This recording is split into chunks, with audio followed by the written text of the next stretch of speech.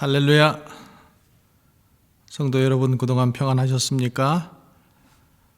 오늘은 욥기 1장 20절에서 22절 말씀 먼저 보겠습니다. 욥기, 구약성경 욥기 1장 20절에서 22절 말씀입니다. 성경 봉독합니다. 욥이 일어나 겉옷을 찢고 머리털을 밀고 땅에 엎드러 예배하며 이르되 내가 모태에서 알몸으로 나와 싸운즉 또한 알몸이 그리로 돌아가올지라. 주신 이도 여호와시요 거두신 이도 여호와시니 여호와의 이름이 찬송을 받으실지니이다 하고. 아멘. 오늘 욥기 1장 20절에서 22절 말씀을 가지고 하나님은 모든 사람이 상실에서 회복되시기를 원합니다. 이런 제목으로 함께 은혜 나누고자 합니다. 어떤 목사님이 주일 예배를 인도하시는데 권사님 한 분이 예배 중간에 들어왔답니다. 평소에 예배 시간에 늦게 오시는 분이 아닌 그런데 왜 이렇게 늦었을까 생각하면서 예배를 드리고 있는데 예배 중에 계속 우시더라는 거예요. 그래서 하나님 말씀의 은혜를 많이 받아오시는가 보다 이렇게 생각을 했는데, 그래서 예배를 마치고 권사님께 무슨 일이 있으신가 이렇게 물어봤더니 권사님이 우리 강아지가 죽었어요 라고 훌쩍이더라는 거예요. 그래서 강아지 장례 치러주고 오느냐고 예배에 늦었다는 것입니다.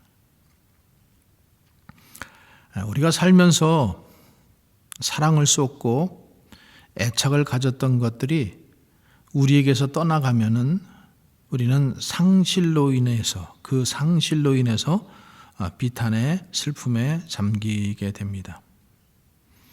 이렇게 생명이나 친구나 또 돈이나 물건이나 또 건강이나 직장이나 이런 신분이나 자격 같은 것, 기업 같은 것을 잃어버리는 것을 우리는 상실이다라고 이렇게 표현합니다. 상실은 익숙한 행동 방식이 변화하거나 끝나버림으로 인해 생기는 모순적인 감정을 상실이라고 이렇게 해석하고 있습니다.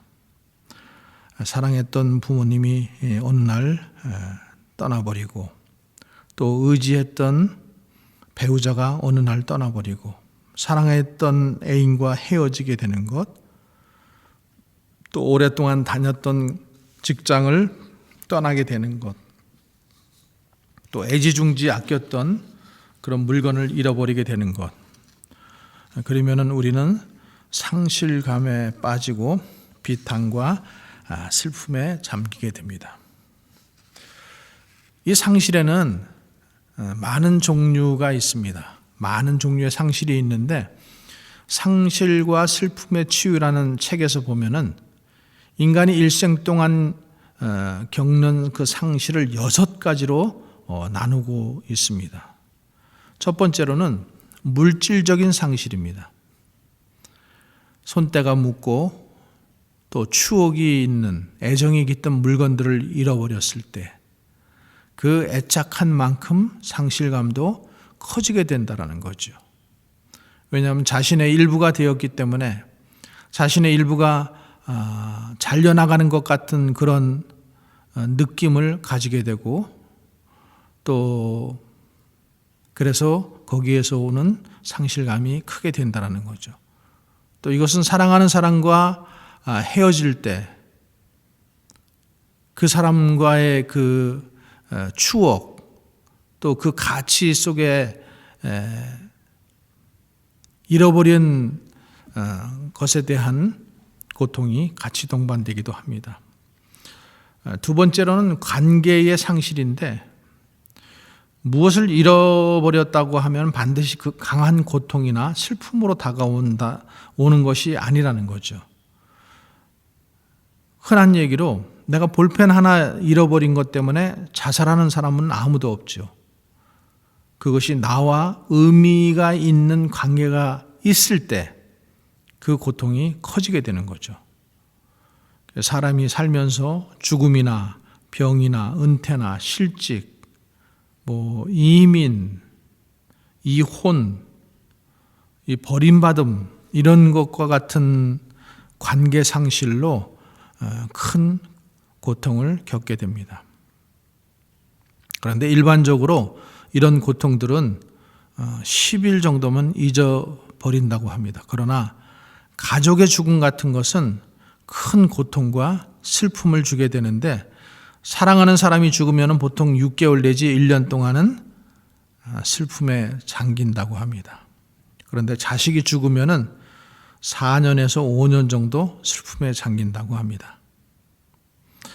세 번째로 기대와 꿈의 상실입니다.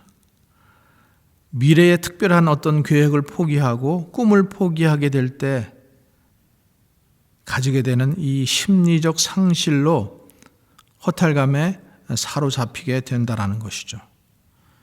가정사정으로 인해서 상급 학교를 포기하고 취직해야 할 때, 또 사랑하는 사람을 포기하고 떠나야 할 때, 이때 사람들은 기대와 꿈을 상실함과 동시에 기쁨과 자신감과 또 사랑과 만족도 잃어버리게 된답니다. 네 번째로는 기능적 상실인데 노화나 질병으로 인해서 혹은 사고로 인해서 몸의 근육이나 신체의 일부, 신경계의 어떤 기능을 잃어버렸을 때에 강렬한 슬픔에 잠기게 된다는 것이죠. 다섯 번째는 역할의 상실입니다. 또 이 역할의 상실은 오늘날 명태나 실직이나 이렇게 자신의 지위를 잃어버렸을 때, 자신이 어떤 역할을 하고 있는데 그 역할이 상실되었을 때에, 그랬을 때 우울함과 죄책감과 수치심과 두려움과 무력감에 빠지게 된다는 것입니다. 마지막 여섯 번째는 체제의 상실입니다. 이것은 부모나 자녀가 가족을 떠날 때 이 체제가 상실이 되고 또 공동체에서 중요한 인물이 그 공동체를 떠나가면은 상실감에 젖게 된다는 거죠. 그 밖에도 상실의 종류에는 가족이 죽는 것 같은 구체적인 상실도 있고 또 통제력을 상실하는 것 같은 추상적인 상실도 있고 또 피할 수 있는 상실과 피할 수 없는 상실도 있고 일시적인 상실과 영구적인 상실도 있다고 합니다. 또 실제적 상실과 상상 속 상실도 있고 예견한 상실과 예견하지 못한 상실도 있다라고 한다는, 어떤 상실이든 애착의 대상, 획득한 대상을 잃어버리는 것입니다. 그러면 이렇게 상실은 누구나 다 인생의 과정 가운데 겪는 필수적인 과정입니다. 누구나 예외 없이 크고 작은 상실감을 당하면서 인생의 과정을 거쳐갑니다. 그러나 우리 하나님은 우리 모두가 이 상실의 과정을 잘 극복하고 회복된 삶을 살기를 원하십니다. 상실감을 잘 극복하지 못하면 평생 엄청난 부정적인 영향 속에서 살아가게 됩니다. 우울증에 빠질 수도 있고 또 심신의 저항력이 약해짐으로써 여러 가지 질병에 걸릴 수도 있습니다. 감정에 의해서 몸은 반응이 달라지는데 이 상실감이 해소되지 않아서 그 기억에 굳어지게 되고 각종 심적인 질병에 시달릴 수가 있게 된다는 거죠. 치유받지 못한 마음, 그 마음의 상처로 어떤 일들의 의욕을 잃어버리고 또 사람에 대해서 신뢰를 잃어버리고 하나님에 대한 믿음도 잃어버릴 수 있다라고 하는 거죠. 그러나 상실은 잘 극복하면은 창조적인 에너지가 되어서 인격을 성숙시키고 믿음이 깊어지고 인간 이해의 폭을 넓혀주고 삶을 풍요롭게 해주기도 한다라고 합니다. 그러면은 우리가 어떻게 이 상실의 아픔을 잘 극복하고 회복된 삶을 살 수 있을까요? 오늘 성경에 나오는 이 욥의 상실과 회복 과정을 통해서 하나님의 음성을 듣기를 원합니다. 욥은 남들이 다 부러워할 정도로 참 부유하고 행복하게 사는 사람이었어요. 그는 도덕적으로 정직한 사람이었고 하나님 앞에 경건한 사람이었습니다.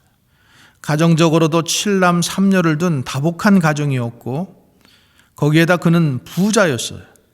양이 7,000마리, 약대가 3,000마리, 소가 500결이, 암나귀가 500결이가 있는 동방에서 가장 훌륭한 자라고 소개되어 있습니다.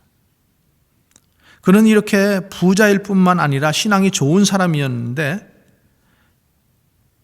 아침에 일찍 일어나면은 자식들을 위해서 번제를 드리고 그가 하나님을 경외하고 악에서 떠난 자인 것을 하나님도 인정해 주었습니다. 그의 성품이나 가족사항, 재산 정도, 또 가정의 질서, 종교적 경건성 등에 있어서 온전한 인격을 갖춘 그런 사람이었어요. 그런데 그가 한순간에 재산을 다 잃어버립니다. 스바 사람이 쳐들어와서 종을 죽여버리고 갈대아 사람들이 와서 약대를 약탈해가고 종들을 죽여버립니다. 욥의 자녀들이 맏아들 집에서 잔치를 하고 있는데 갑자기 태풍이 불어닥쳐서 집을 무너뜨려서 자녀들이 다 죽습니다.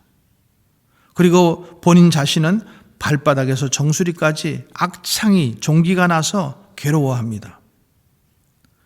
이 하루아침에 인간에게 있어서 가장 소중한 것을 잃어버리고 가장 비참한 상태가 되어버린 거예요. 이렇게 형언할 수 없는 상실 앞에서 욥의 첫 반응이 어떠한지 우리 성경을 한번 같이 읽어보겠습니다. 20절 말씀입니다. 욥이 일어나 겉옷을 찢고 머리털을 밀고 땅에 엎드려 예배하였다. 이렇게 되어 있습니다. 자, 일어나 겉옷을 찢고 머리털을 밀었다. 이것은 극한 슬픔을 표현한 것입니다. 배우자가 죽었는데, 자식이 죽었는데, 천국에 갔는데 울 필요가 없다고 꾹 참는 그런 분들이 계십니다. 슬퍼하면은 목사가 되어서, 장로가 되어서, 권사가 되어서 왜 저렇게 슬퍼하냐고 믿음이 없다라고 책망하는 사람들도 있습니다. 여러분, 그것은 믿음이 좋은 것의 표준이 아닙니다. 성경에 부활을 얘기하면서 소망이 없는 다른 이와 같이 슬퍼하지 않게 하려 함이라라고 말씀하고 있습니다. 이 말씀은 슬퍼하지 말라라는 말씀이 아닙니다. 천국을 믿지 않는 사람들처럼 너무 지나친 슬픔을 자제하라는 말씀이지 애통하지 말라라는 말이 아닙니다. 성경에도 아브라함은 사라의 죽음 앞에서 애통하며 슬피했다라고 창세기에 기록되어 있습니다.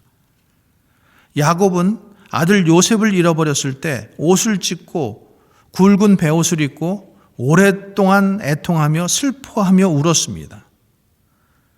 또 요셉은 아버지가 돌아가셨을 때 7일 동안 애통하며 슬피 울었습니다. 다윗도 아들이 건강을 상실했을 때 병들어 죽게 되었을 때 금식하면서 슬피 울었습니다. 예수님도 나사로의 죽음 앞에서 눈물을 흘리시며 슬퍼하셨습니다. 감정은 도덕적으로 평가받는 것이 아닙니다. 행동으로 옮겨질 때 평가되는 것입니다. 하나님은 우리에게 눈물을 선물로 주셨습니다. 슬픔을 허락하셨습니다. 그래서 슬픔을 너무 억제하지 말아야 합니다. 슬픔과 싸울 필요도 없습니다. 슬픔을 애써 외면하고 도망갈 필요도 없습니다.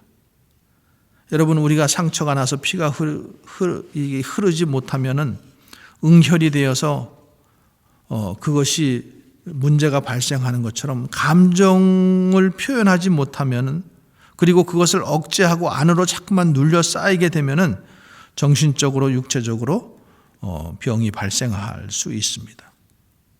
슬픔은 정상적인 반응입니다. 그래서 그 슬픔을 통해서 눈물을 흘리다 보면은 애통의 눈물, 슬픔을 허락하신 하나님께서 이 눈물을 통해서 눈물을 흘리다 보면 시간 지나면은 자연적으로 치유되게 되어 있습니다. 그러나 일정한 기간이 되었는데도 너무나 큰 슬픔을 가지고 사는 것을 하나님이 기뻐하지 않으시는 것입니다. 오늘 욥이 이 슬픔을 극복하고 일어나는 과정을 한번 보시기 바랍니다. 욥이 어떻게 자신의 슬픔을 표현하는가를 보시기 바랍니다. 3장 1절 보세요. 그 후에 욥이 입을 열어 자기의 생일을 저주하니라. 지금 이제 욥이 모태에 대해 부정합니다. 자기 생일을 저주합니다. 죽고 사는 것이 주님께 있다고 인정하던 이 사람이 죽음의 늦어짐에 대해서 후회를 합니다. 그리고 주님의 주권에 대하여 인정하던 사람이 생명을 주신 분에 대해서 질문을 합니다. 하나님을 찬양하던 사람이 지금 탄식을 합니다. 밤과 낮을 저주합니다. 죽기를 바랍니다. 그러면서 어찌하여라고 이렇게 탄식을 합니다. 차라리 죽었으면 좋겠다라고 합니다.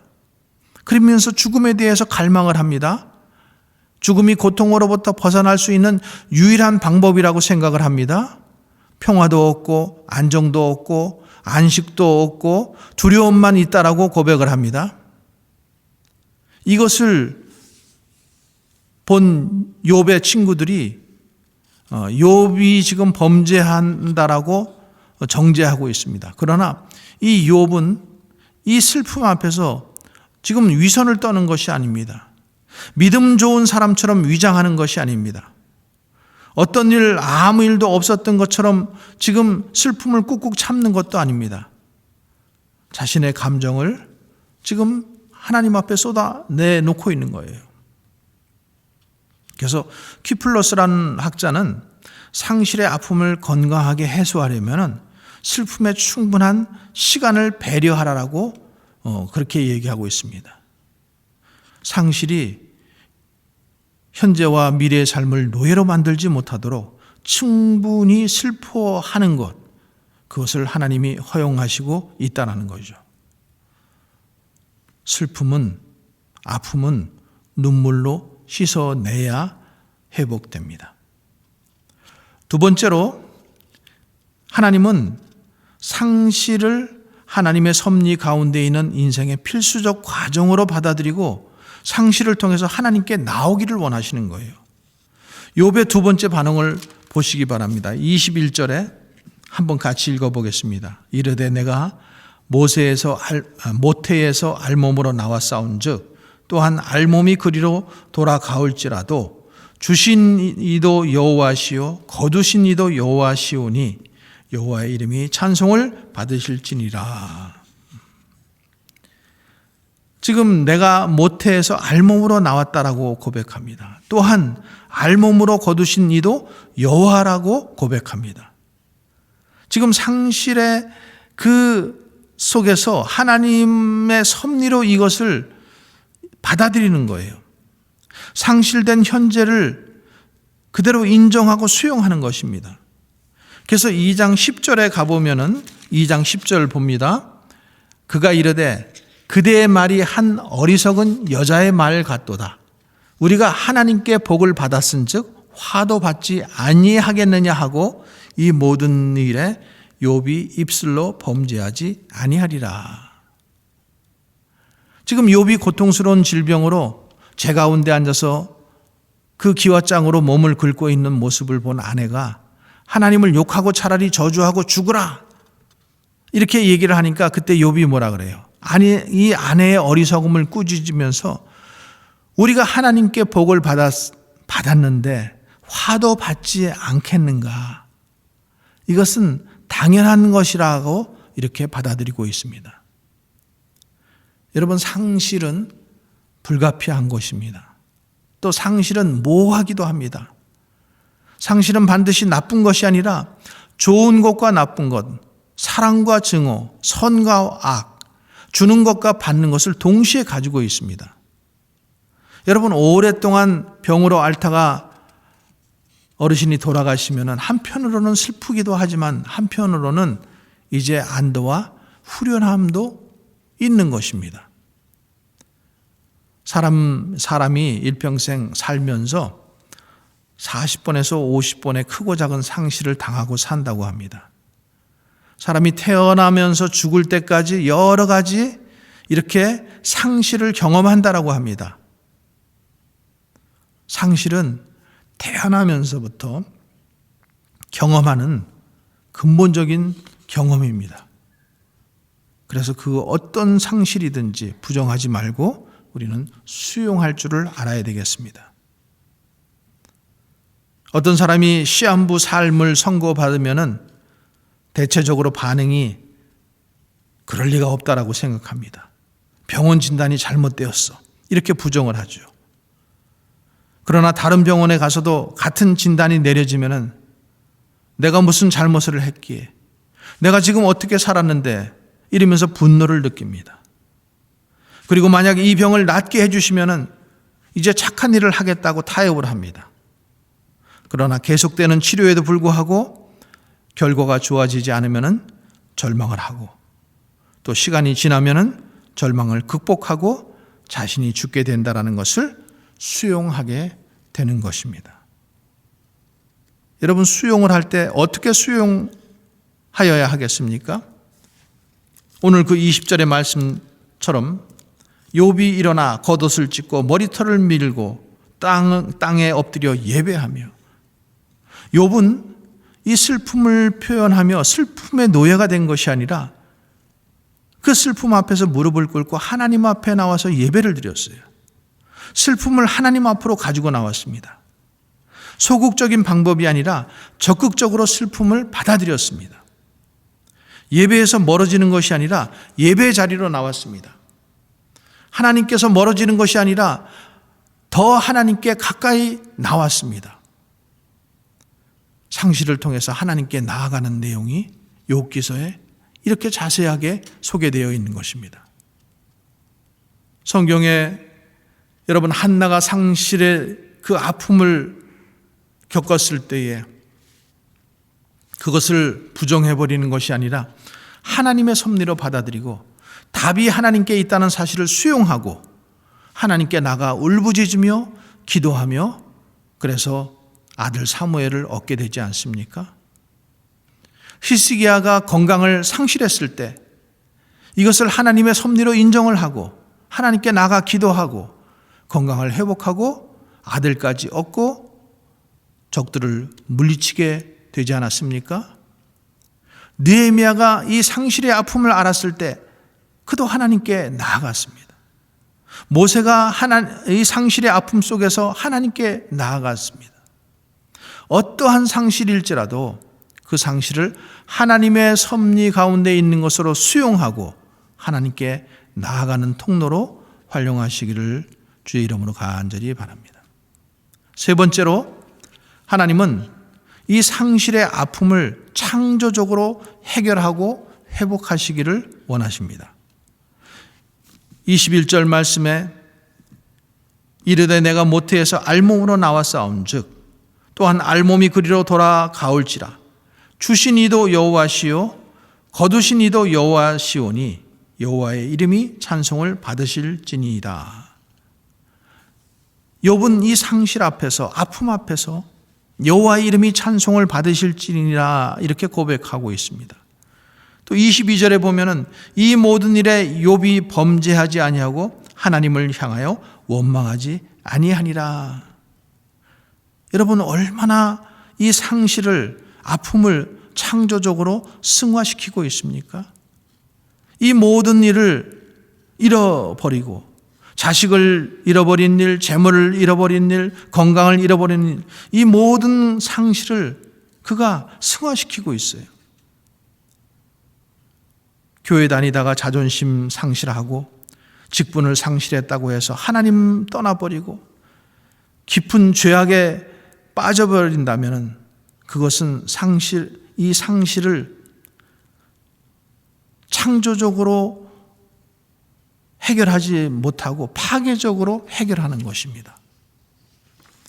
어떤 사람은 이 상실의 슬픔을 이기려고 술에 중독되고 마약에 중독되고 약물에 중독되고 도박과 오락에 중독된다면 그것 역시 상실을 창조적으로 사용하는 것이 아니라 파괴적으로 사용하는 것입니다.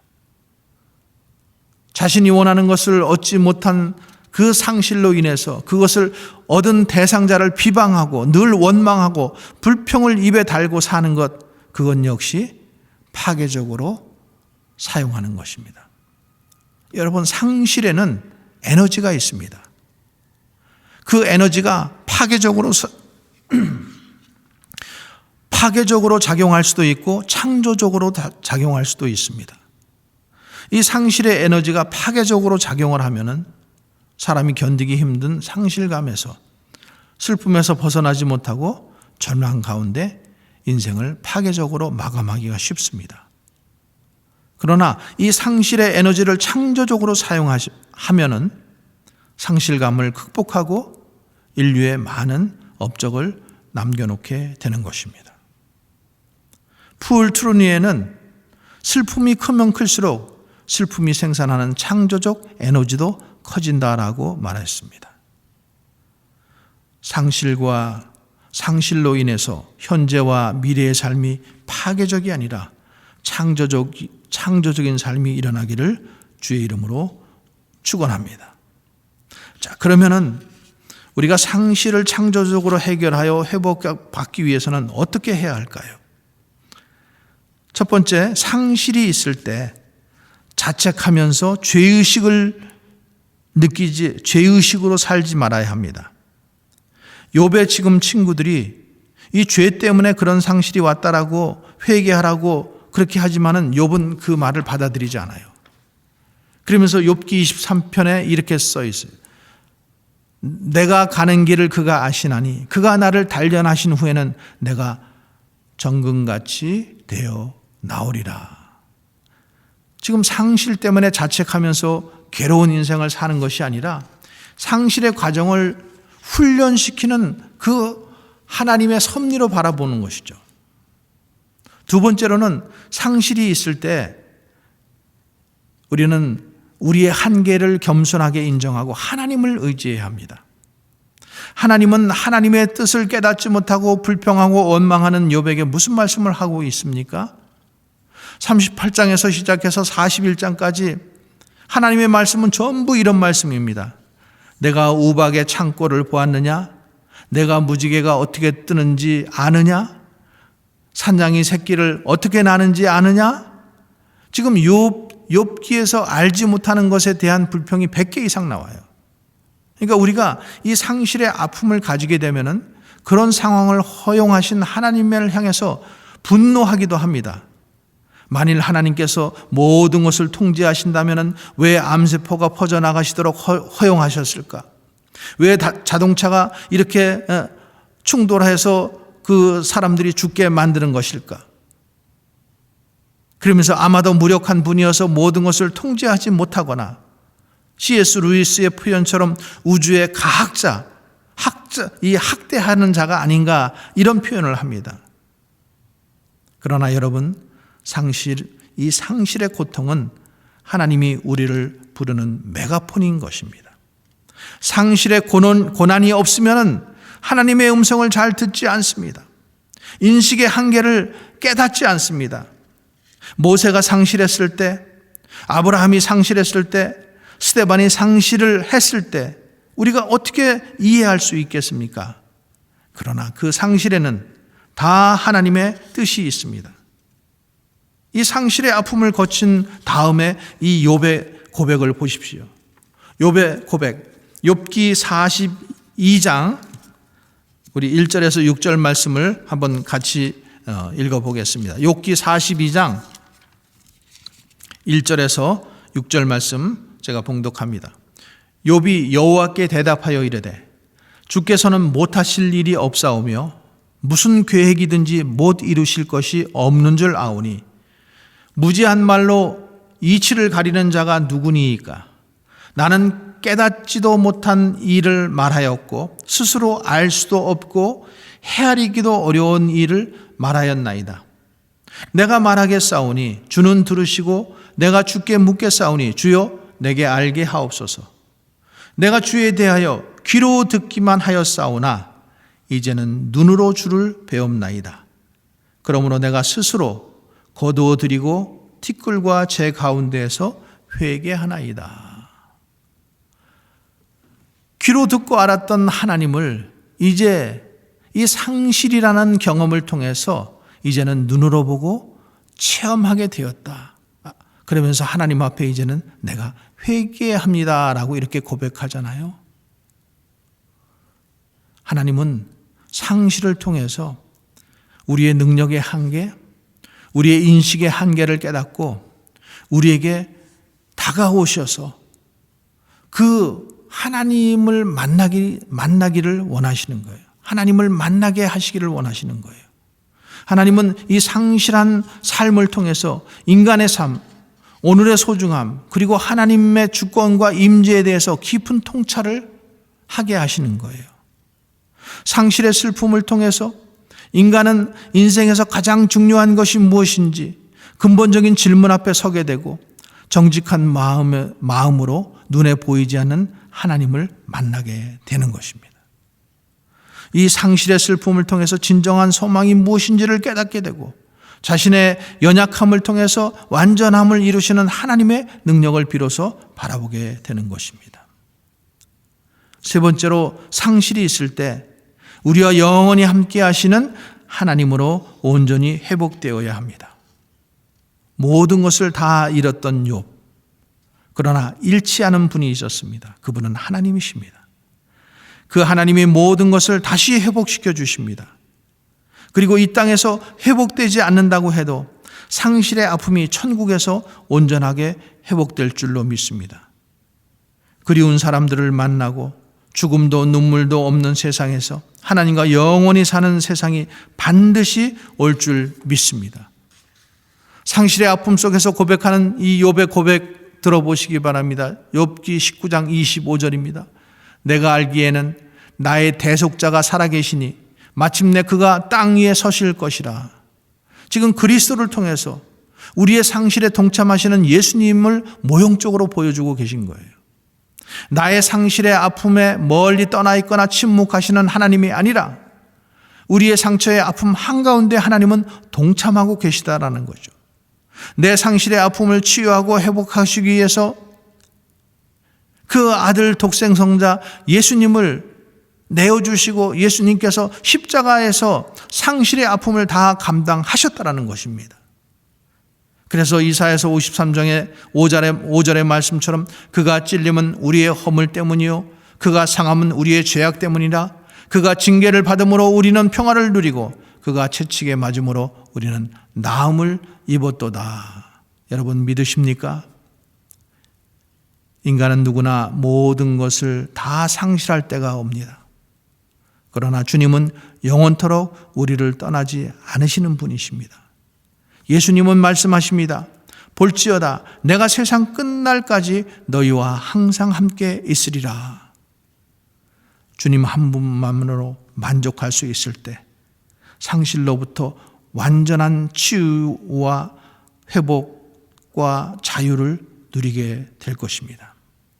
하나님은 우리 모두가 상실의 아픔에서 회복되어 일어나기를 원하십니다. 하나님은 상실의 아픔을 애도의 이 과정을 통해서 건강하게 정화시키시기를 원하십니다. 하나님은 상실을 하나님의 섭리 가운데 있는 인생의 필수적 과정으로 수용하고 상실을 통해서 하나님께 나오기를 원하십니다. 그리고 하나님은 상실의 아픔을 창조적으로 해결하여 회복시키시기를 원하시는 것입니다. 우리 모두가 그 하나님을 만나기를 주의 이름으로 간절히 축원합니다. 기도하겠습니다.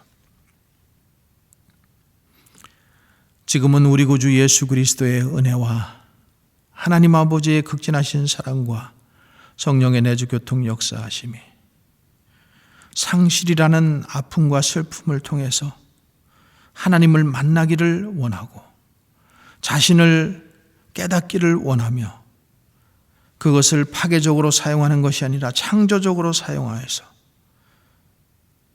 다시 회복되고 일으키시고 그리고 우리를 통해서 하나님의 나라를 이루어 가시기를 간절히 소원하시는 주님의 음성을 듣고 오늘도 말씀 속에서 평화를 얻고 말씀 속에서 힘을 얻고 말씀 속에서 이 상실의 아픔을 감당할 수 있는 능력과 힘을 경험하는 모든 성도들 위해 오늘의 삶 가운데 지금으로부터 영원토록 함께 하시기를 간절히 축원하옵나이다. 아멘.